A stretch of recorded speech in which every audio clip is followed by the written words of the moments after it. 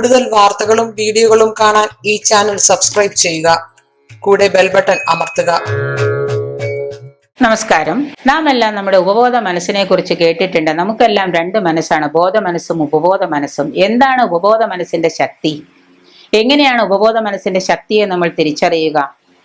ഏറ്റവും ശ്രേഷ്ഠമായതും ഏറ്റവും കൂടുതൽ അത്ഭുതപൂർവമായതും കരുതലോടെയും കാത്തു സൂക്ഷിക്കേണ്ട, വിലമതിക്കാൻ പറ്റാത്ത, ഉറവ പറ്റാത്ത, വിലമതിക്കുന്ന ഒരു നിധി പോലെ കാത്തു സൂക്ഷിക്കേണ്ട ഒരു വസ്തുതയാണ് നമ്മുടെ ഉപബോധ മനസ്സ്. നമ്മളൊരു നിധി കിട്ടിയാൽ ആ നിധിയെ എങ്ങനെ കാത്തു സൂക്ഷിക്കുമോ, അല്ലെങ്കിൽ നമ്മുടെ കയ്യിൽ ഒരു സ്വർണം, ഡയമണ്ടോ, വജ്രമോ ഉണ്ടെങ്കിൽ അതിനെ നമ്മൾ എങ്ങനെ കാത്തു സൂക്ഷിക്കുമോ, അതുപോലെ ഉറവ പറ്റാത്ത ഒരു നിധിയാണ് നമ്മുടെ ഉപബോധ മനസ്സ്.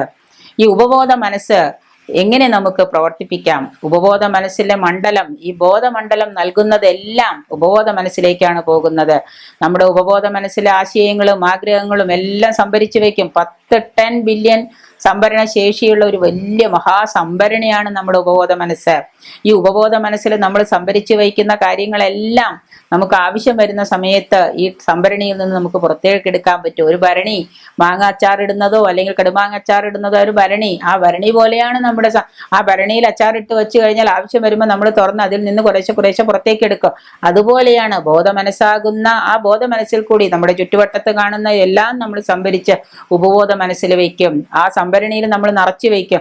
എന്നിട്ട് നമുക്ക് ആവശ്യം വരുന്ന സമയത്ത് ആ സംഭരണിയിൽ നിന്ന് നമ്മൾ നല്ലതിനെ ഇങ്ങനെ പുറത്തേക്ക് എടുത്തുകൊണ്ടിരിക്കും. അപ്പോൾ നമ്മുടെ ഉപബോധ മനസ്സിന്റെ ശക്തി എന്ന് പറഞ്ഞാൽ അപാരമാണ്, നിധിയാണ്, ഉറവ പറ്റാത്തൊരു കിണർ പോലെയാണ്.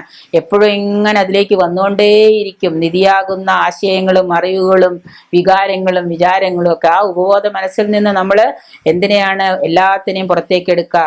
നിലവില്ലാത്ത കാര്യങ്ങൾ പോലും അടിക്കടി, അതായത് ബോധ മനസ്സിന് ഒരു ബോധമില്ല, ബോധ മനസ്സ് ഉറങ്ങും. കുറച്ച് കഴിയുമ്പോൾ കണ്ണടയ്ക്കാൻ പറഞ്ഞാൽ കണ്ണടയ്ക്കും, ഇരിക്കണ്ടെന്ന് പറഞ്ഞാൽ ഇരിക്കില്ല, നിൽക്കണ്ടെന്ന് പറഞ്ഞാൽ നിൽക്കില്ല. നിങ്ങൾ നടന്നു പോകുന്ന വഴിയിൽ നിങ്ങളെ ഇടിക്കാൻ ഒരു വണ്ടി വരുന്നു, പെട്ടെന്ന് നമ്മൾ മാറുന്നു. റോഡ് ക്രോസ് ചെയ്യുമ്പോൾ പെട്ടെന്ന് ഒരു വണ്ടി ഇടിക്കാൻ വരും, നമ്മൾ പെട്ടെന്ന് മാറും. നമ്മുടെ ബോധ മനസ്സ് കണ്ടു വണ്ടി ഇതേ വരുന്നു, ഇടിക്കാൻ പോകുന്നു, പെട്ടെന്ന് പുറകോട്ട് മാറും.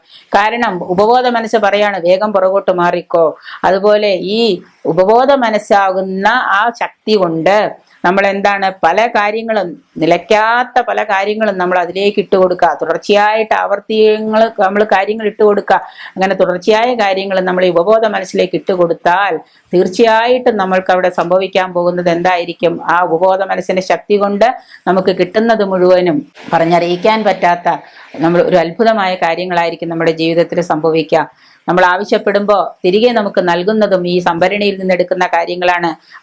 മാങ്ങാച്ചാറിട്ട കുപ്പിയിൽ നിന്ന്, നമ്മൾ ഭരണിയിൽ നിന്ന്, സംഭരണിയിൽ നിന്ന് എടുക്കുന്ന പോലെ ഉപബോധ മനസ്സാകുന്ന അതിൽ സൂക്ഷിച്ചു വയ്ക്കുന്ന ആ സംഭരണിയിൽ നിന്ന് നമുക്ക് ആവശ്യം വരുന്ന സമയത്ത് നമുക്ക് നല്ല നല്ല കാര്യങ്ങൾ പുറത്തേക്ക് എടുക്കാൻ സാധിക്കും. അങ്ങനെ ഒരു അത്ഭുത മാന്ത്രികനെ പോലെ നമ്മുടെ ഉപബോധ മനസ്സിനെ നമ്മൾ പ്രവർത്തിപ്പിക്കാൻ പഠിക്കുക. ഈ ചിന്തയുമായി നിങ്ങൾ വീണ്ടും കാണാം.